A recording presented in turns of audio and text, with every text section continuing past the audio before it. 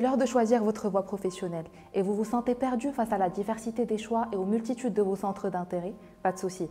Donc bonjour, c'est Madame Monsef Yasmine, psychologue clinicienne.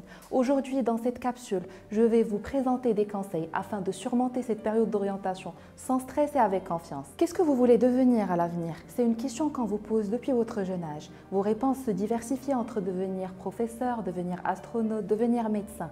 Mais avec le temps, notre vision change en fonction de notre vécu, notre environnement, les nouvelles professions. Et alors, c'est normal d'hésiter, c'est normal de se poser des questions.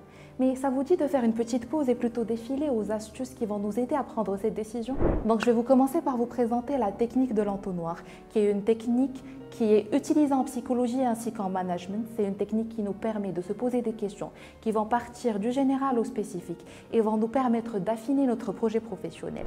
Donc la première question à nous poser, déterminer notre centre d'intérêt. C'est quoi ton centre d'intérêt? Qu'est-ce que tu aimes? Qu'est-ce que tu n'aimes pas? C'est quoi ta motivation? C'est quoi tes compétences? Et surtout, de déterminer mes points forts de la personnalité, par exemple. Aussi, de déterminer les matières qui vous plaisent. Des fois, il y a des matières qui nous plaisent, qui vont nous donner cette décision de choisir une formation spécifique. Donc, pour le deuxième point, il y a plusieurs domaines de formation. Par exemple, vous pouvez choisir entre le domaine de santé, le domaine d'agriculture, le domaine maritime. Et quand on fait ce choix, on passe au troisième point, qui est de choisir des métiers. Et je souligne très bien plusieurs métiers à la fois.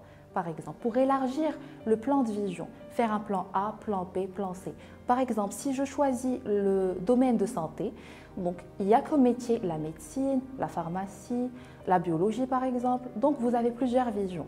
Pour le dernier point, on va arriver par exemple à choisir la formation qui nous plaît, choisir l'université qui nous plaît, la durée de formation, 3 ans, 4 ans, tout dépend de votre choix. Cette technique est souvent accompagnée de plusieurs points. Donc on a 3 types d'exercices. Le tableau de comparaison, comparer un métier à un autre, le tableau du pour et du contre. Qu'est-ce qui va vous pousser à le faire? Qu'est-ce qui va vous pousser à ne pas le faire? Réaliser une checklist par exemple, afin d'éliminer les choix qui ne nous intéressent plus. Orientez-vous par exemple aux conseillers d'orientation qui vont plus vous conseiller. Assistez aux journées portes ouvertes, au salon. Faites des recherches sur Internet et surtout, par exemple, demandez l'avis de votre famille, vos amis. Mais surtout, il faudrait se fier à vous. C'est votre propre décision. Il faudrait surtout faire attention à 7 points. Le premier point, c'est la précocité. Plus tôt vous le ferez, plus tôt vous allez éviter la situation stressante. Des fois, quand on est stressé, on prend une décision sous un coup de tête. Le deuxième point, ne pas se bloquer sur le point de rentabilité. Donc, c'est vrai tout le monde veut avoir beaucoup d'argent, mais si on fait quelque chose qui nous motive, ça va faire appel à la créativité et ça va faire aussi appel à la rentabilité. Le troisième point, surtout ne pas être influencé par le point de vue de votre famille, vos amis, la tendance, c'est votre décision à vous. Quatrième point, il faudrait dissocier entre la réalité et le virtuel. Des fois, c'est vrai, on veut faire un domaine, mais quand on fait des recherches, peut-être que ça ne rencontre pas la perception qu'on avait. Le cinquième point, ne vous sous-estimez pas et ne vous comparez pas, c'est important. Sixième point, n'ayez pas peur de vous tromper. Tout le monde ne trouve pas sa vocation depuis le premier coup, mais il faudrait surtout se réorienter et c'est une expérience. Vous avez acquis des connaissances et de nouvelles compétences. Le septième point, surtout fixez plusieurs plans d'action.